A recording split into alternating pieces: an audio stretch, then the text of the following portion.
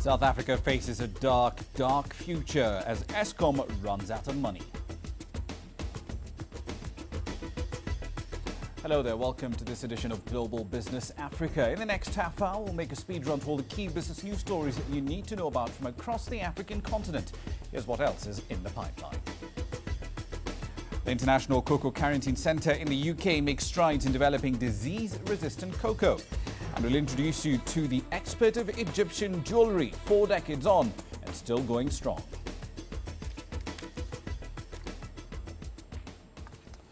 Now then, let us start with Ethiopia. Year-on-year inflation over there went up to 7.1% in December last year from 5.9% in November. The country's Central Statistics Agency attributed this jump to higher prices of food and non-food items alike.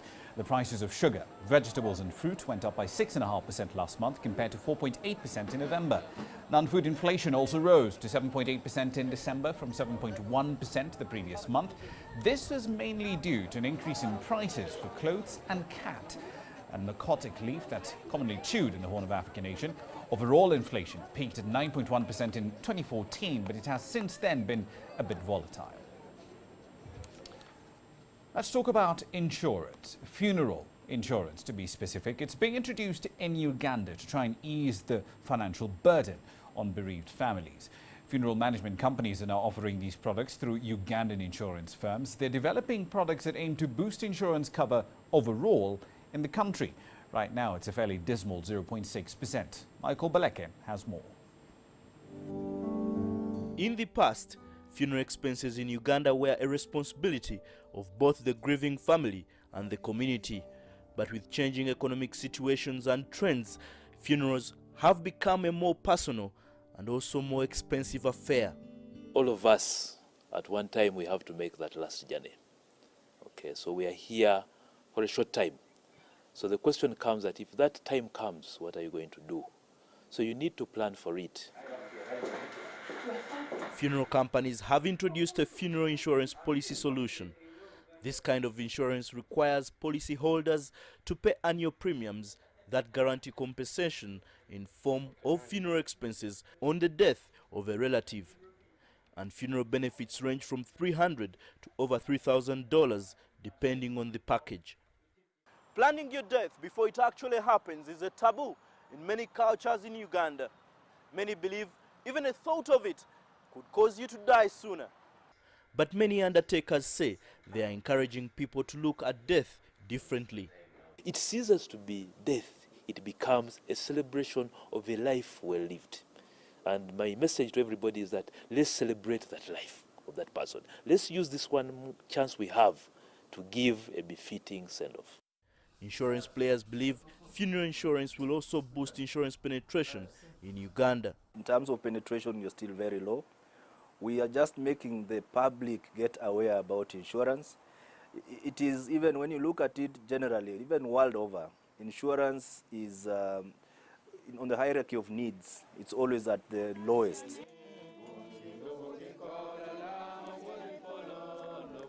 As many consider taking up funeral insurance, it is hoped families would have fewer worries about how they will foot funeral bills at a stressful and emotional time. Michael Baleke, CCTV, Kampala. Right then, on to South Africa now. The story of its state-owned power utility, Eskom. It will be broke by the end of January, at least that's according to the country's public enterprises minister. Lynn Brown is quoted as saying that there is, and I'm quoting her here, pressure on the company's liquidity position, end of quote. Eskom spends millions of dollars running the country's power grid with costly diesel supplies. Its financing options, frankly, are limited to either government bailout, further state guarantees for more debt, or, if none of those are available, severe load shedding. The country's finance minister, however, has made it quite clear there isn't a cent to spare in his budget. On the other hand, ratings agencies are likely to downgrade the country's credit rating to junk if South Africa is plunged into darkness by a more aggressive load shedding program. Right then, so South Africa is quite literally between a rock and a hard place. And now joined on the line by Chris Yelland, who's live in Johannesburg right now with more data on the power situation in South Africa. Mr. Yelland, let's start with some specific technical problems at the Medupi power plant. How long will it take for the steam pipe problems with Mitsubishi Hitachi to be resolved over there? they basically have decided not to resolve the steam pipe problems and to dispense with an essential part of commissioning testing known as blow-through testing. They've been unable to conduct blow-through testing at the contractually required steam speed in order to clean out the boiler that accumulated during the construction period.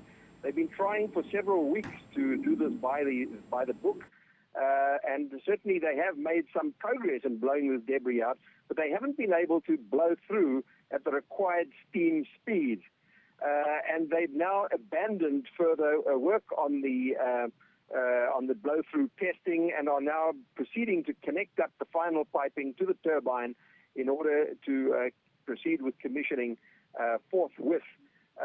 Of course, this has resulted in a 1.5 month delay in the first synchronization of this particular generation unit at Medupi Power Station, and this has implications, for the country's dire supply situation.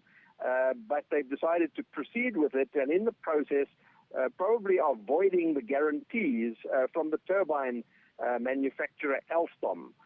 Because one requires contractually to deliver the turbine a certain level of clean steam, and this has not been done in accordance with the contract, and therefore Alstom are likely to void their guarantee. But nevertheless, Eskom considers this a risk that has to be taken, because the consequences of delaying this and trying to fix the pipe work would take another 6 months and millions of rands, and they've decided therefore to dispense with that and take the risk and proceed with commissioning. All right. The last major delay in 2013 also had this exact same company right at the center of it. The issue back then was that there were faulty welds in the boilers at Medupi. Now, given these errors, why is Mitsubishi still a contractor for such a vital power plant? Well, they have been awarded a contract for the 6 boilers at Medupi Power Station and another 6 boilers at the Kusile Power Station. These are massive contracts, and work is quite far advanced. To change the boiler supplier at this point is unthinkable, because the implications it would be literally to restart the project from scratch. One cannot simply change a contractor of this size on a project of this size midstream through the mechanical construction process, because other companies could simply not pick up the design. So, yes, they have had serious problems with welding. They've had this problem now with the temporary piping for blow-through, but they stuck with this manufacturer for better or for worse. Indeed. Finally, Mr. Yelland, I know you have been critical on record of Eskom and how it's managed this whole capacity building program so far. Given the deadlines that have been missed to date, do you think the 1st of June is a realistic target to have the first of the generation unit at Medupi operational? Unlikely, in my opinion. That date of the middle of June, for middle of 2015, that's June 2015, for the COD, that is the commercial operation date for the first unit at Medupi, was based on synchronization on the 24th of December. There has since been a delay from the 24th of December to the middle of January 2015, and it has yesterday been announced that there's a further delay from the middle of January 2015 to the end of February 2015 for first synchronization. And one needs a further 6 months after that to do all the necessary ramping up to full power and commissioning tests before one can hand over this generation unit to the Eskom operations people for commercial operation. So these delays in first synchronization are, in my opinion, going to translate into further delays in the commercial operation date. Indeed. Chris Yelland from Johannesburg, South Africa. Thank you very much for your time this evening. He was speaking, of course, concerning the issues around Eskom and its power supply. Quick run through the markets here for you. Reading in Nigeria and in South Africa, the all-share index in Nigeria, rather, ending the day 9/10 lower, just about 30,100 points or so. Positive gains coming through, however, over in East Africa and Kenya. The 20-share index ending the day higher by almost 0.5%.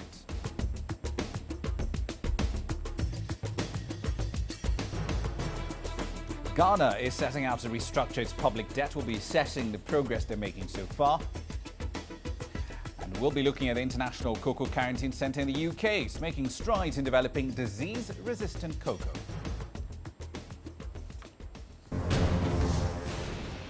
Africa is on the move. It's home to 7 of the world's 10 fastest growing economies. We help you make sense of the fast-changing African business landscape. We take you where the business is happening.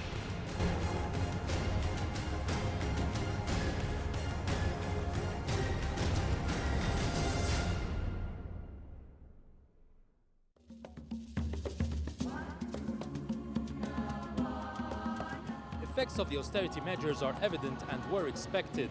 Egyptians, however, seem to be patient about it. But El-Sisi told government he wants to control the prices promptly before people's patience runs out.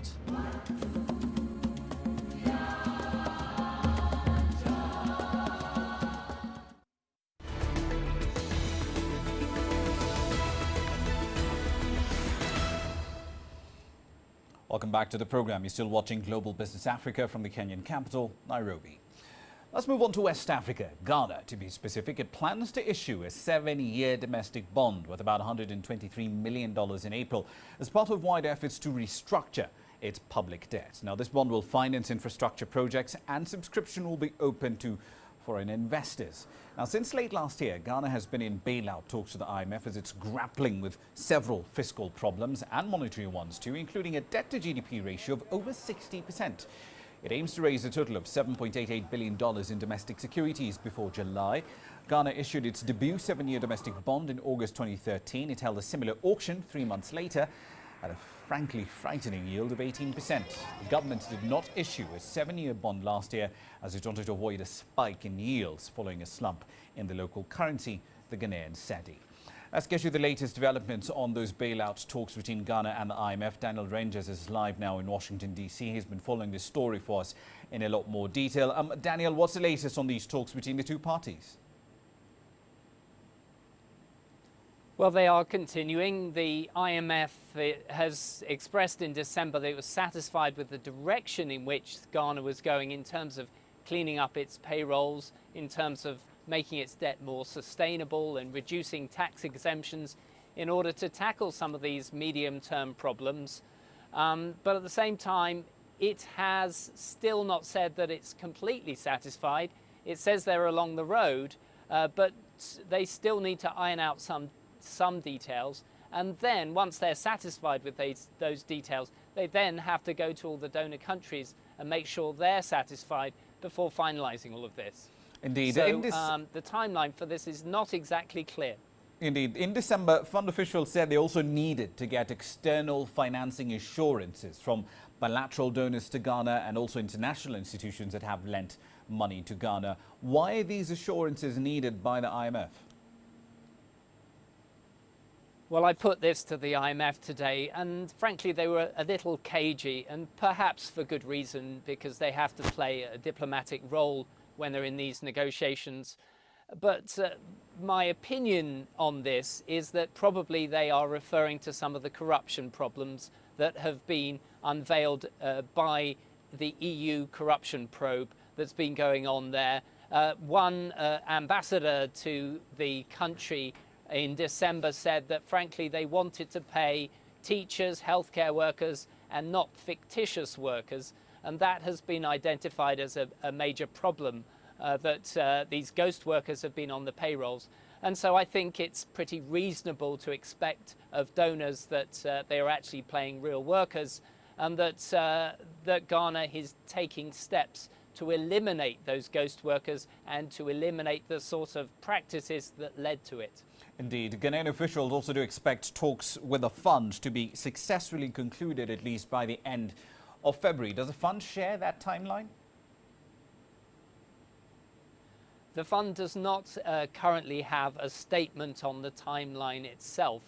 But again, there are some things to be ironed out by the IMF. I think they will want to have the kinds of reassurances that they need to then go to the donors to make sure that all of this is ironclad. So I can't comment on the February timeline itself, but it's clear to me that the IMF is not willing to make that assurance that Ghana thinks it has. Indeed, hard numbers certainly hard to come by. One final question for you, Daniel. Late last year, Fitch said that Ghana could face some fiscal pressure that could re-emerge in early 2015 if this IMF bailout was delayed for any reason. Now, what sort of risks exactly was the ratings agency referring to? Well, I think what they're referring to here is the high cost of financing their debt. And they did cancel some debt auctions last year, as you know, Rama. And without the IMF's say-so on this, it's likely that when they do come to those auctions in April, June, and some other months this year, when they're hoping to finance over $200 million of debt, that if they have the IMF on board with this, then that will significantly help their auction and bring down the cost of their financing. So there is some incentive on the part of Ghana for the IMF to get on with this. But I think at the same time, it does take time to reassure those international funders that the money is going to the right place. Indeed. We'll have to leave it there for the time being. That's Daniel Rangers live in Washington, D.C. He'll keep tabs on the story from that perspective. Now, on to commodities. Global demand for chocolate is soaring. An output from the world's two biggest producers, both of which are in sub-Saharan Africa, Ghana and Cote d'Ivoire, simply can't keep up. You see, both countries produce 75% of the world's cocoa, and most of it is grown on small-scale farms that tend to be fairly vulnerable to a combination of extreme weather, pests and diseases. Now, a team of scientists at a British university want to change that. They're looking at solving the pest and the disease problem by conducting experiments in a greenhouse that has quarantined samples of hundreds of cocoa varieties. Elena Casas has more. The International Cocoa Quarantine Institute is a long way from West Africa, but the future of one of the region's biggest exports is being kept safe here. Almost a third of the world's cocoa crop is already lost to pests and disease. Any new infection could wipe it out. So about 75% of cocoa production comes from West Africa. If there was anything that was to introduce, say, a new disease or a new pest into that area, that could be catastrophic. That means care has to be taken to make sure these plants are clean. The specimens mostly come from Central America, where the crop suffers entirely different diseases to those found in Africa. Here, the cold climate helps kill any bugs. They're kept in quarantine for 2 years before cuttings can be sent out to cocoa-producing countries to improve the crop. A lot of farms in West Africa are quite low yielding. Farmers need new varieties in order to improve their yields, improve their livelihoods. And then from a broader perspective, we anticipate that the demand for cocoa is going to continue to rise, and it's important that demand is met. Cocoa prices rose 25% in 2014 as farmers struggle to keep up with changing global appetites. Demand for cocoa is soaring as countries like India and China get the taste for chocolate. This greenhouse houses more than 400 different varieties of the plant. Each of them has a particular quality that could make them vital in helping farmers satisfy the world's sweet tooth. Elena Casas, CCTV at the University of Reading. On to Las Vegas now, where the Consumer Electronics Show is in full overdrive. You've got 10 of some of the biggest car companies in the world over there displaying their latest products and essentially making their pitch for the future of the car. Here's Mark New with this report on some of the automotive tech that might make it into your car fairly soon. I tap on a smartwatch and my car for the day is ready. A BMW i3 electric car that's a special prototype. My driver has just picked me up, but he doesn't carry much of a conversation. Nice to meet you. How's the weather? Okay, just please drive carefully. This is BMW's fully autonomous valet parking assistant. A laser scanner on each side of the vehicle helps create a map of the environment so it knows where to steer and when to stop. So the idea here is that you press a button on your smartwatch and this will trigger a command to the car, and the car will then drive on its own without a driver through a parking garage until it arrives at an empty parking spot where it parks itself. It's probably not so deterministic to say this is the year when the products will come out, but we can imagine this technology to be available after 2020. BMW also showed off its 360-degree collision avoidance system, which actually brakes before you hit an object. As automakers add more computing power to their cars, consumers are also demanding to be able to do more while they're driving. That's why Ford unveiled Sync 3, which allows simpler swiping and voice-activated controls for weather, gas prices, restaurants, and even some mobile apps. So really responsive. You're able to get to what you need to quickly while driving, and we want to keep your hands on the wheels and eyes on the road. We are very much focused on making sure that you can execute your touch on climate and change your climate command. Ensure you're keeping your eyes on the road. Volvo is taking on a specific safety problem: the thousands of bicycle and car collisions that happen every day. It's teamed up with tech company Ericsson and sports gear manufacturer Polk to produce a helmet that flashes and vibrates to warn cyclists of possible collisions and warn car drivers in their heads-up display. The power within 3 different industries and bringing them together with the innovation power and their own strategies, and then all of a sudden you get the innovation power of actually addressing some of the world's biggest problems today, which is partly related to automotive congestion and also to safety among people. And then there's the need for speed. At CES, innovation isn't confined to a dashboard. It can be a whole new class of vehicle, sort of. The company Polaris showed off the Slingshot, a 3-wheeled vehicle that defies easy description. Riding just 5 inches off the ground, one driver says it's like surfing asphalt. Mark New, CCTV, Las Vegas. Surfing asphalt indeed. Moving on to commodity markets here for you. Any semblance of stability that came through in the oil market, at least over the last couple of trading sessions, seems to have completely vanished. Oil is dipping. It's heading for the 7th weekly loss on record. Supply glut, of course, still very much in play. Demand fairly weak as well. And as we've reported a little earlier, the accumulation process is very much in full swing.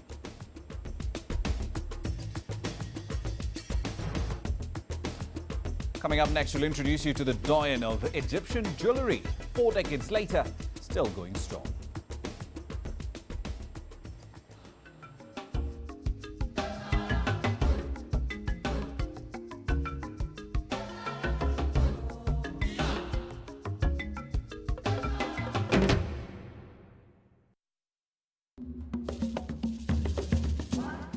Having lived in 4 different African countries and with a diverse background, I cherish the personal as well as professional experiences I've had across the continent. It's this understanding of the place I call home that drives me to tell stories about its people, its needs, present and future. There's just so much happening in Africa in terms of the way forward and development. It only brings positivity. My place at CCTV Africa is about creating awareness around the realities of a continent that is indeed complex, vibrant, and has great potential. Africa is my home. How it prospers, the challenges it faces, its people all matter to me because this is my future. I'm Famida Miller and I'm a reporter and anchor at CCTV Africa.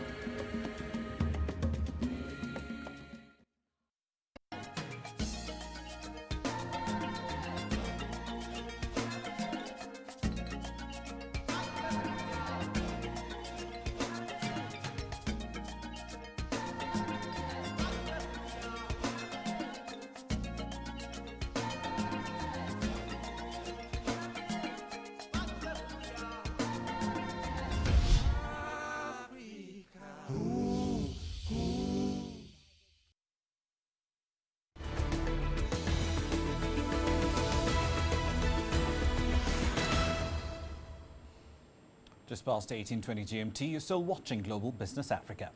Now, after 45 years in the business, Azafami has beaten all the odds to become one of the biggest names in jewellery design, not just in Egypt, but across the fashion world. Her customised products can be spotted in international fashion shows with celebrities right across the world. Here's Mahia Mutia with more on Grassroots. Egyptians love jewellery and they are never shy about splashing their money for quality pieces. But ask any shopper about where to find the best jewellery and premium silverware and Azaf Fahmi's name will surely pop up. Fahmi is a jewellery designer who set up her stall in 1969. For the past 45 years, she's been nurturing her design business into an international brand. Fahmi says the first time she used her hands to design something, she made a few small rings that were sold at her first exhibition. Through a British Council fellowship, she was able to study the craft of jewellery at the City of London Polytechnic in the mid-70s. I did not have any other way. It was a short way instead of going to study for 4 years in the university again. So I said I should study this craft. I stayed for 2 years in Khan Ali Khalili and I learned the basics of the craft and then I started. The brand grew and now has almost 190 workers in a Cairo factory, workshop and design studio. Although business has boomed worldwide, she still relishes the challenges of creating handmade jewellery. Her daughters Amina and Fatma Gali help run her business. What is good is that the Egyptian market is starting to revitalize itself over the past 10 years, which is a good thing. People always tell me, but you have a lot of competition. This is a good thing as well. Competition is good because it is healthy and because it makes me want to do my job even better. It tells us that Egypt is on the map. Instead of saying there is only one designer from Egypt, we can now say there are many designers, just like Lebanon is now known for its fashion. I hope Egypt is put on the map. My mother's long-term vision is that we are placed on the map. The more there are new designers in the jewellery market, it makes me work better and it makes Egypt even greater. Fahmi's inspiration comes from Egyptian folk culture, pharaonic design, scriptures that characterize Arabic customs, as well as Ottoman influences. Fahmi has been featured in London and New York fashion weeks and in collaborations with leading international designers like British designer Julian MacDonald and London label Preen. Her jewellery is also popular among celebrities, with pop stars Rihanna and Joss Stone spotted wearing her iconic designs. Mahia Mutwa, CCTV.